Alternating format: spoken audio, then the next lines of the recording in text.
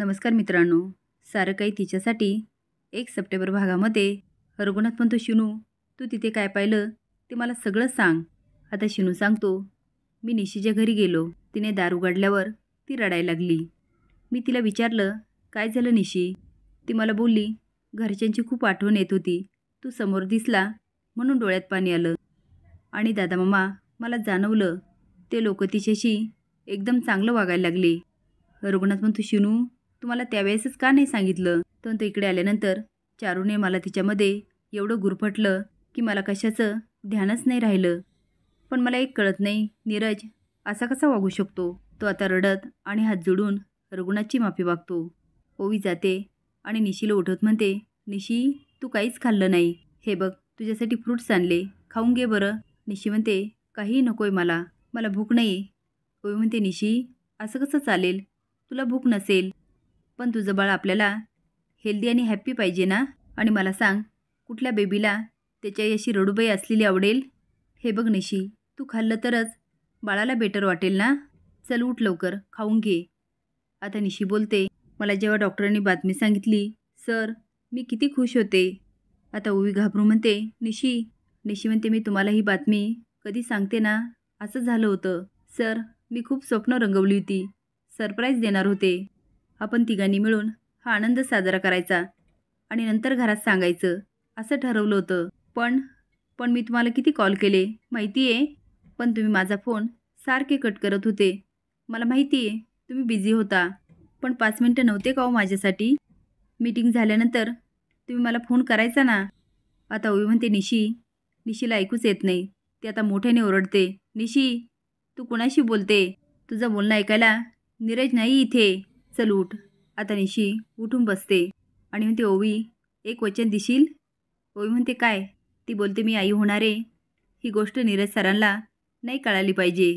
त्यांना कळालं ना मी इथे का आली तर त्यांना दुःख होईल. ते त्यांच्या आईवर पुन्हा रागवतील.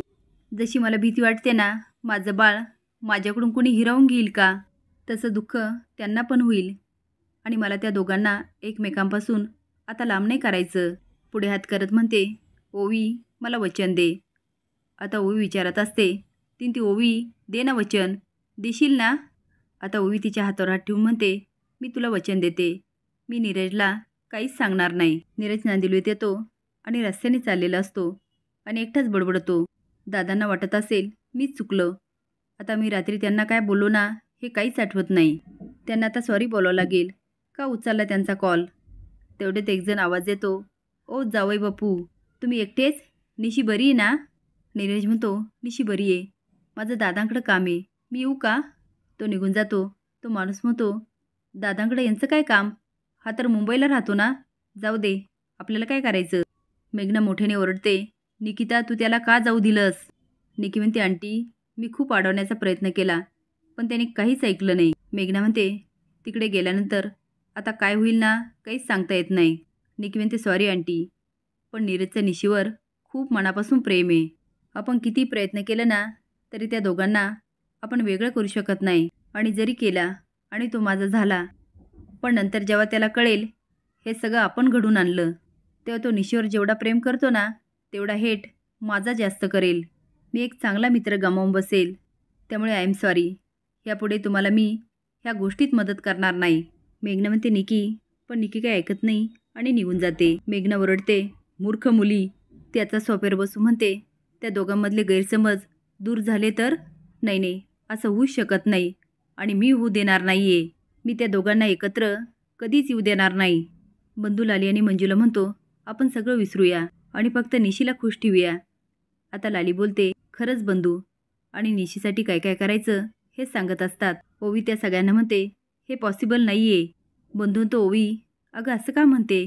ती आता सांगते, निशी खूप बरळत होती, मी तिला उठवलं, ती मला सांगायला लागली, मेघना आंटीला तिच्या पोटातलं बाळ नको आहे आणि त्या बाळाला संपवणार होत्या. आता निशीने काय काय सांगितलं हे ओवी सगळ्यांना सांगते आणि म्हणते, दादांनी मावशीला सांगायची माझी हिंमतच नाही झाली. लाली म्हणते, ती बाई खूप भयंकर आहे. चारूच्या पोटात बाळ होतं पण मी कधीच विचार केला नाही त्या बाळाला मारायचा. आणि ही बाई किती क्रूर आहे, स्वतःच्या लेकाच्या बाळाला मारायला बघते. बंधू आता ओरडायला लागतो, त्या खोतांच्या घरातलं या घरातच काय गावात जरी दिसलं ना त्याचं तोंगडं मोडणार. यापुढे त्यांना ह्या घरात जागा नाही.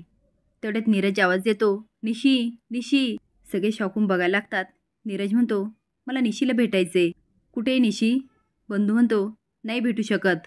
तुमचे घरचे जे काही निशीशी वागले ना त्यामुळे तिला खूप त्रास झाला आहे. आता सगळेच बोलायला लागतात.